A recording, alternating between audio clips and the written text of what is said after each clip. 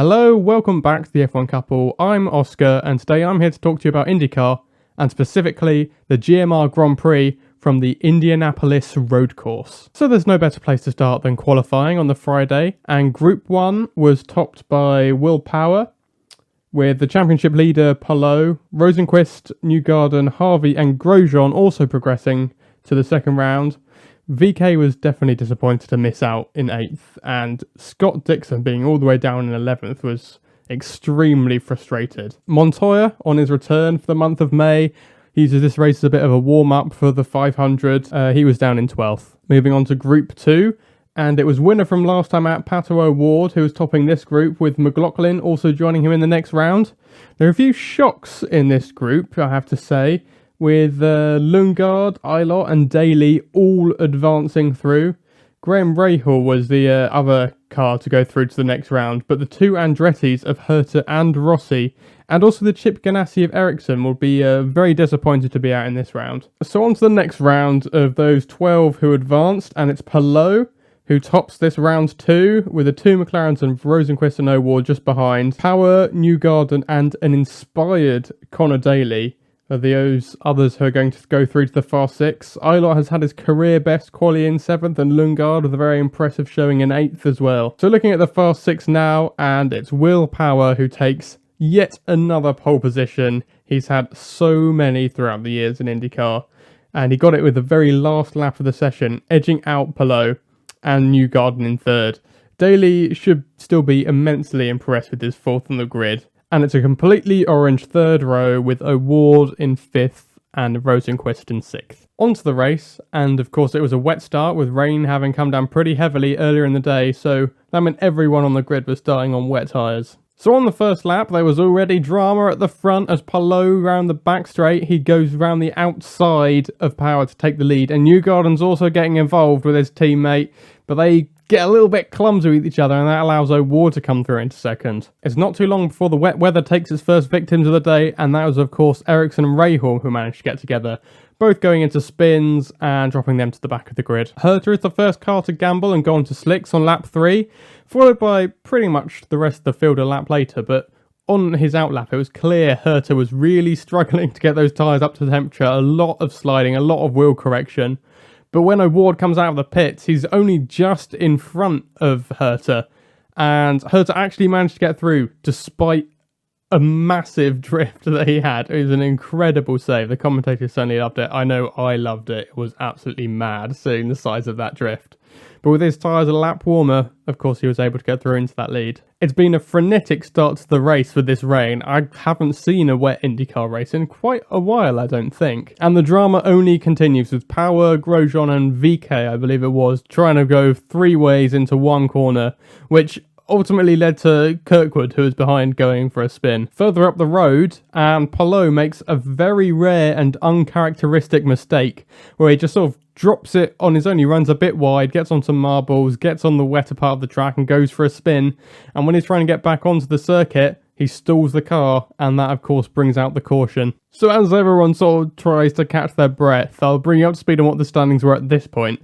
It was Herta out front, followed by the two McLarens of O'Ward and Rosenqvist, and then Power, Daly, Newgarden and Sato. It's not going to get any easier to follow who's where in this race. So as we get back underway, lap 12 proves to be an absolute disaster for Connor Daly, who slipped from 5th to 15th.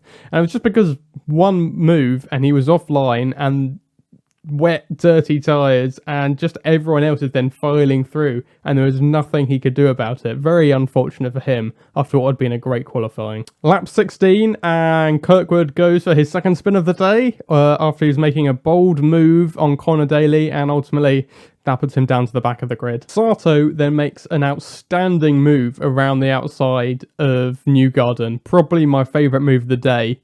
But then Newgarden, just like Daly, he was offline, lost a bunch of time, and ends up getting sandwiched between Rossi and Harvey, which spins him out into retirement with damage to his car. Very unfortunate for him. So that brings out the caution once again, but then off the following restart, Sato managed to go around the outside of Power into turn 1, but VK is pushed a little bit wide in an instant, and when he's rejoining the track, he's collected completely by Di Francesco, And the caution's out once again after only 2 turns. You know what they say in IndyCar, caution really does breed caution, and this race certainly proved that. So on lap 30, and Harvey managed to get past Rossi for 6th on the road, and just a couple of laps later he's up to 5th, getting past Power. Power, it goes from bad for worse for him, as Rossi is then going through on him as well. Lap 33, and we're into the pit stop window now, and it's Herta who comes into pit road for fuel and will new tyres first. And when Award pits a lap later, he's lost out quite heavily to Herta. However, 1 lap later, Rosenqvist is coming to pit lane, and on exit he is absolutely side by side with Herta, but Herta just about managed to retain the lead. Then something absolutely unimaginable happens. Scott Dixon runs out of fuel while coming into the pit lane. Yes, that's right, the king of fuel saving finally gets it wrong.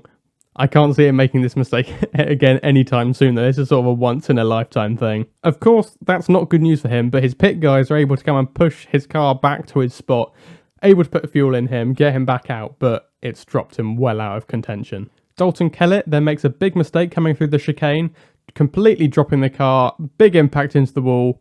Naturally, caution's back out once more. So under this caution, the grid's a little bit more mixed up, with Ericsson and Kirkwood now at the front. They're of course on a different strategy, but if the rain comes as it is expected to, and they're able to go for pit lane for wet tyres when everyone else is going to be as well, they're going to be in a great position for the lead of this race. The two of them are followed by Herta, and then the 2 McLarens of Rosenqvist and Award, the guys of course who were leading the race previously. Also under this caution, some guys do risk it for wet tyres because the rain is starting to come down a bit, most notably Rossi, who was running well in the points. So off the restart, and it's an absolute disaster for McLaren, pretty much the nightmare scenario.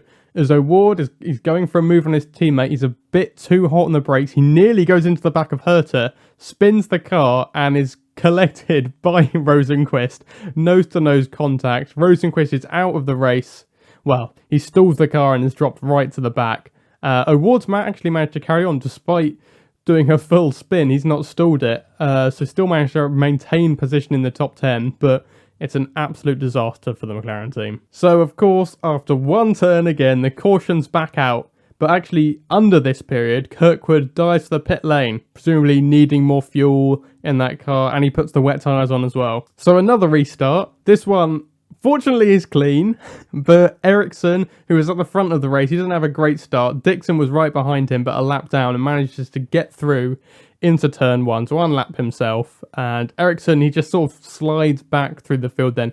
I'm guessing he didn't have that much fuel in that car and needed to do saving while all the other guys around him weren't. It's not good news for any of the guys who came to pit lane for wet tyres as well, as they're dropping about 10 seconds per lap at least to the rest of the field, because it's just not been wet enough and those tyres have been chewed up and it's just completely dead rubber now. So not good news for Rossi and all those other guys. They have to come back into the pits to fit on slicks again. Jack Harvey is up into 4th and he's defending that position for all his life. First he spins Grosjean around, then he pushes Power out wide, but ultimately the beneficiary is Award, who managed to get up right behind him and then make a move stick a lap later. Award is on a charge. Just 2 laps after that move on Harvey, he managed to get through on Pagenaud up into 3rd again. I have to say, it's been a really good race from Pagenaud. He started down in 20th and he'd been up in 3rd there. No idea how that happened. It's just been a crazy race, hasn't it? Kirkwood's day goes from really bad to somehow even worse as he goes for his 3rd spin of the day. This time, a little bit more assisted. Graham Rahal just completely runs into the back of him. And I think this actually sort of damages Kirkwood's gearbox and ultimately puts him into retirement. And Rahal got a penalty for that as well. I think that's probably fair enough.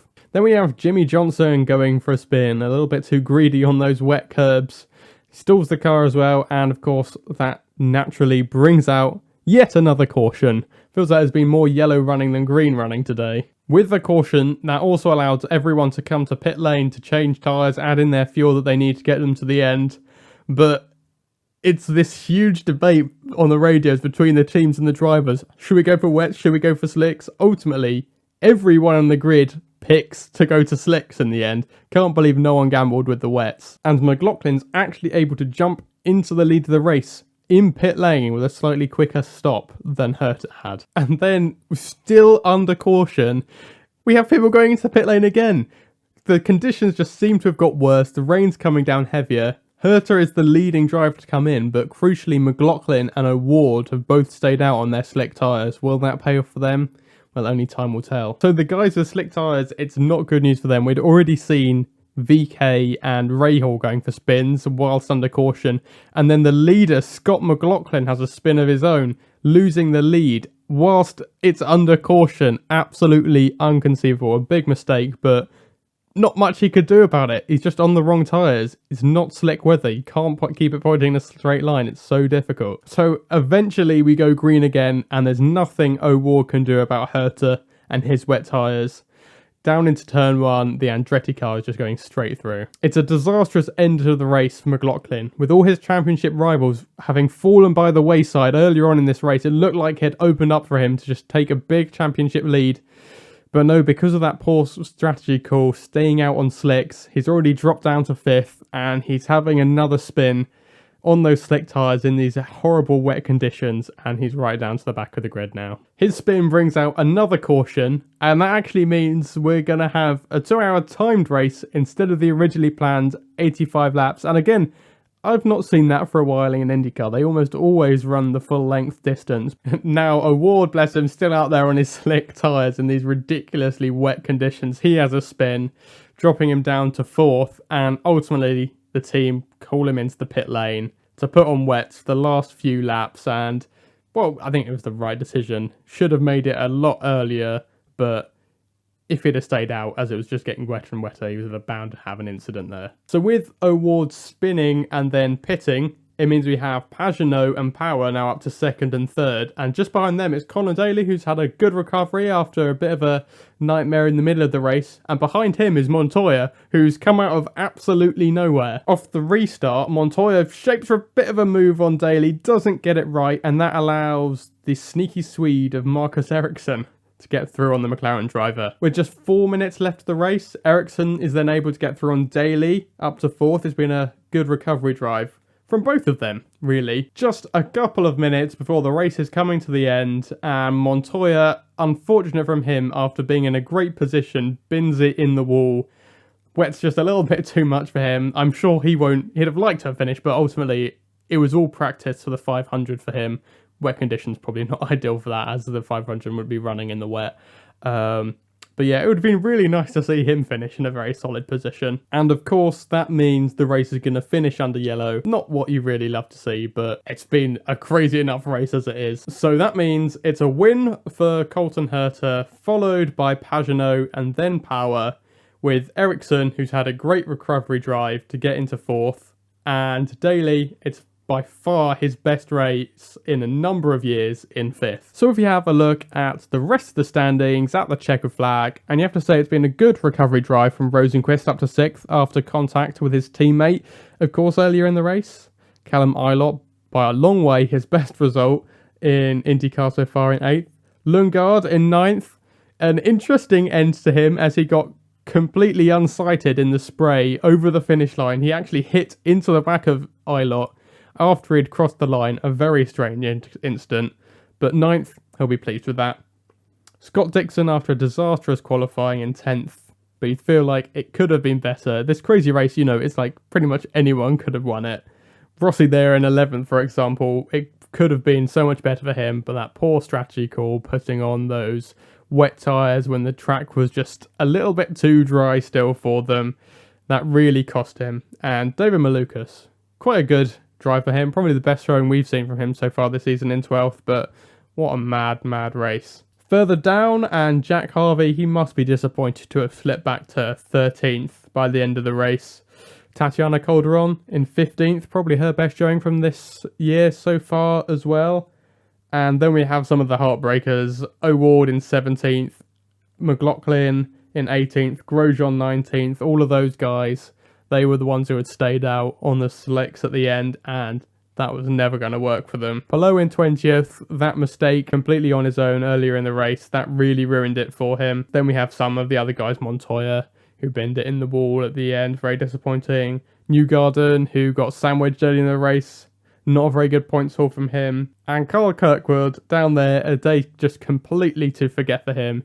He'll be wiping this one from his mind. Looking forward to the 500, I'm sure. If we now have a look at the championship, and it's Will Power who tops it by actually a decent margin, 14 points. He's not even had a win this year. He's just been Mr. Consistent up there every single race. Hello, he slipped to second now. McLaughlin, Newgarden, all of those guys just didn't have a good race, did they? But Power, he was there at the front still, in that top 3, in that top 5 that I think he's been every race this year. And then we have race winner Herta in 6th. He's definitely given his championship hopes a boost after some high-profile mistakes earlier in the year. So if we move on, have a look at the rest.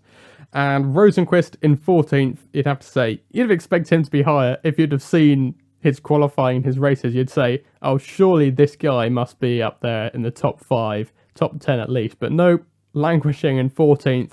Hopefully the results will come at some point.